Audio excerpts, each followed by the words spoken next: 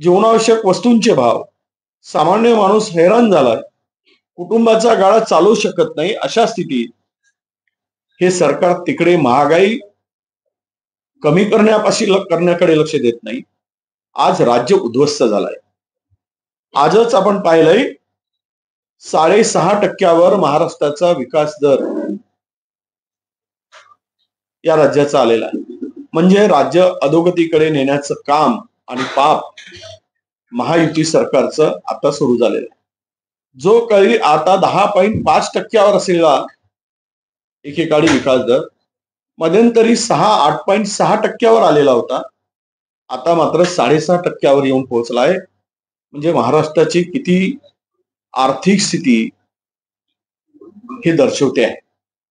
महाराष्ट्र कुठल्या दिशेनं जातोय हे दर्शवत आहे. म्हणून आपण अशा इव्हेंटला किंवा असे कार्यक्रम घेऊन महिलांच्या हेच लाडके आहेत, महिला यानी लाडके भाऊ आहे अशा पद्धतीने मांडण्याचा प्रयत्न केला. एक गोष्ट लक्षात ठेवतो, आपल्याला शेवटचं सांगतो की व्यावसायिक अभ्यासक्रमासाठी मुलींना आपण 100% त्यामध्ये स्कॉलरशिप किंवा मदत करण्याचा निर्णय घेतला आणि व्यावसायिक अभ्यासक्रमामध्ये मुलांना सोडून दिला. म्हणजे मुलांना त्याचा व्यावसायिक अभ्यासक्रमाचं शिक्षण घेऊच नाही. ही कुठली नीती आहे? अरे द्यायचं असेल तर त्या मुलीबरोबर मुलांनाही द्या. मुलांना व्यावसायिक अभ्यासक्रमाची गरज नाही. त्यामध्ये गरीब नाही, त्यामध्ये मागासवर्गीय नाही. पण हे जे दाखवलं जात आहे आणि त्याच्या पलीकडे जाऊन भगिनींनी आता लक्षात ठेवावं की मध्य प्रदेशमध्ये यांनी लाडकी बहीण योजना आणली आणि मागच्या 2 महिन्यापासून लाडक्या बहिणीला फसवून त्यांच्या खात्यामध्ये पैसे सुद्धा घातले जात नाही. माझ्या महाराष्ट्रातल्या बहिणीला फसवाल आणि फसवण्याचा धंदा जो तुम्ही सुरू केला आहे त्याला माझी लाडकी बहीण, महाराष्ट्रातली बहीण जी असुरक्षित वाटते, स्वतःला समजून घेते आहे, वाढत्या अत्याचारामुळे तिच्या मनामध्ये कुठेतरी भीती निर्माण झाली आहे, ती अशा 1,500 रुपयाला बळी पडून सरकारी योजनेला कुठेही चुकीचा निर्णय घेणार नाही, हा आम्हाला विश्वास आहे. गणेश हाके यांचे वक्तव्य होते की अजितदादा राष्ट्रवादी सोबत युती करणे ही दुर्दैवी आहे. असं हे सत्ता मिळून खाताना मजा वाटते.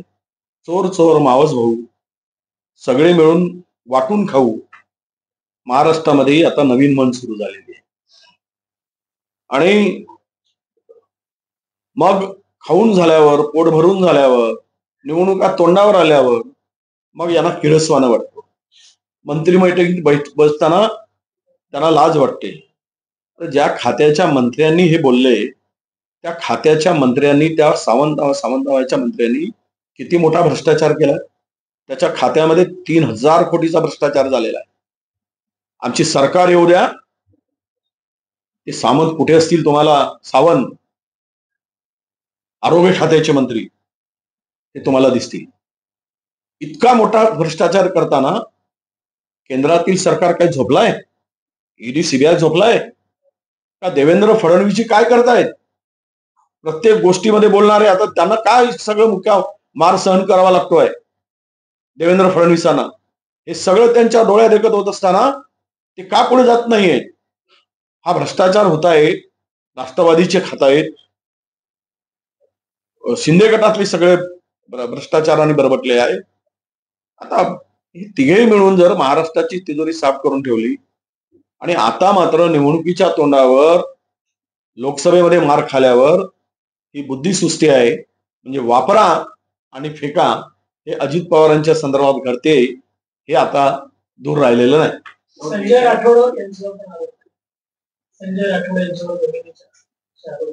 संजय राठोडवर नवी मुंबईतील जमिनीचा भूखंडाचा विषय आहे. आता पूजांच्या तिच्या ते बिचारा पोरीचा तिचा मृत्यू झाला. आता कोण आहे हे आहे, कोर्टाने चित्रा वाघच्या संदर्भात जे काही आपलं मत दर्शवलं आहे. पण त्या खात्यामध्ये सुद्धा जलसंधारण खात्यामध्ये संजय राठोडांच्या ते तर जमीन तर बळकवलीच, ती जमीन एका धार्मिक ट्रस्टच्या नावाने मागणी केली आणि रजिस्टर करताना स्वतःच्या ट्रस्टी करून घेतली. करोडो रुपयाची जमीन, करोडो रुपयाची. एवढा घोटाळा त्यांनी केला. त्या पलीकडे जाऊन त्या जलसंधारण खात्यामध्ये 2,500 कोटी रुपयाची तरतूद असताना 8,000 कोटी रुपयाचे टेंडर काढले गेले. 8,000 करोड इंटू 10%, 800 कोटी रुपये भ्रष्टाचार. अरे 2,500 कोटीची तरतूद असताना तुम्ही 8,000 कोटीचे टेंडर काढता कसे? एलओए कसे देताय? काय चाललंय महाराष्ट्रामध्ये? पण हे सरकार भ्रष्टाचाराने अखंड बुडालेलं सरकार आहे. म्हणून या सगळ्या महाभ्रष्टाचारी या युतीला आपलं पाप झाकण्यासाठी लाडकी बहीण योजना आणून मतं मिळवायची आहेत आणि गेलेली अब्रू जी चालली भ्रष्टाचारामुळं ती कशी तरी झाकण्याचा प्रयत्न, केविलवाना प्रयत्न त्यांचा सुरू आहे. आज अजितदादा मतदारसंघाचे फार काही टीका टिप्पणी नाही, विकासावर बोलले. भूमिका बदलत नाही का अजितदादाची? नम्र होत चालली असं वाटतं. असं हे लोकसभेमध्ये अजितदादांची स्थिती आणि त्यांचे उमेदवार काही ठिकाणी म्हणजे ज्यांना जेवढ्या जागा दिल्या त्यातून तर एक फक्त निवडून आला. त्यामुळे भाजपा आणि शिंदे गटामध्ये पोटशूळ उठला की यांची आता आवश्यकता नाही. याचं कारणही आहे की आता हिस्सेदार वाढतायत